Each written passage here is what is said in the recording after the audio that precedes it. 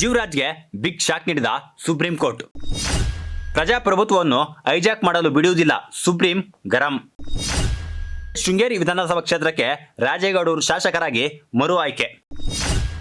3 ವರ್ಷಗಳ ಸುದೀರ್ಘ ಕಾನೂನು ಹೋರಾಟದ ನಂತರ ಅಂಚೆ ಮತಗಳ ಮರು ಎಣಿಕೆಯಲ್ಲಿ ರೋಚಕ ಗೆಲುವು ಸಾಧಿಸಿ ಕಳೆದ ಬುಧವಾರ ಶಾಸಕರಾಗಿ ಪ್ರಮಾಣ ವಚನ ಸ್ವೀಕರಿಸಿದ ಬಿಜೆಪಿ ನಾಯಕ ಡಿಎನ್ ಜೀವರಾಜ್ ಅವರಿಗೆ ಸುಪ್ರೀಂ ಕೋರ್ಟ್ ಸೋಮವಾರ ಬಿಗ್ ಶಾಕ್ ನೀಡಿದೆ.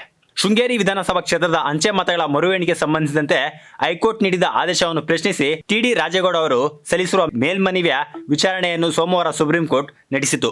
ನ್ಯಾಯಮೂರ್ತಿಗಳಾದ ಸಂಜಯ್ ಕುಮಾರ್ ಮತ್ತು ಕೆ ವಿನೋದ್ ಚಂದ್ರನ್ ಅವರಿದ್ದ ಪೀಠವು ಈ ಅರ್ಜಿಯನ್ನು ತುರ್ತು ವಿಚಾರಣೆ ಮಾಡಿದೆ. ಶೃಂಗೇರಿ ಕ್ಷೇತ್ರದ ಪ್ರಕರಣದಲ್ಲಿ ಸುಪ್ರೀಂ ಕೋರ್ಟ್ ಯಥಾಸ್ಥಿತಿ ಕಾಯ್ದುಕೊಳ್ಳುವಂತೆ ಮಧ್ಯಂತರ ಆದೇಶ ಹೊರಡಿಸಿದೆ. ಟಿಡಿ ರಾಜೇಗೌಡ ಅವರು ಶಾಸಕರಾಗಿ ಮತ್ತೆ ಅಧಿಕಾರ ವಹಿಸಿಕೊಳ್ಳಲಿದ್ದಾರೆ.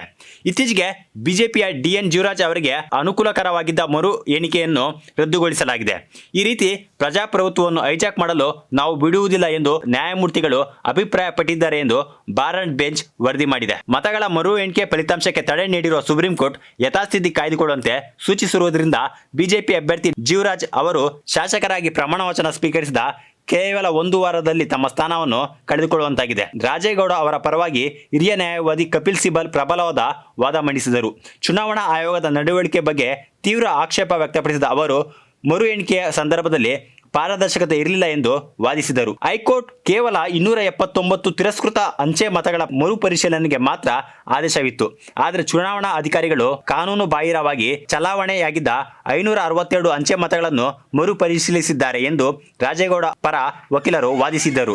ಮರು ಎಣಿಕೆಗೆ ಆದೇಶಿಸಿದ ಹೈಕೋರ್ಟ್ ಕ್ರಮವನ್ನು ಅವರು ಪ್ರಶ್ನಿಸಿದ್ದರು. ವಾದ ಆಲಿಸಿದ ಸುಪ್ರೀಂ ಕೋರ್ಟ್ ರಾಜೇಗೌಡರಿಗೆ ಬಿಗ್ ರಿಲೀಫ್ ನೀಡಿದೆ.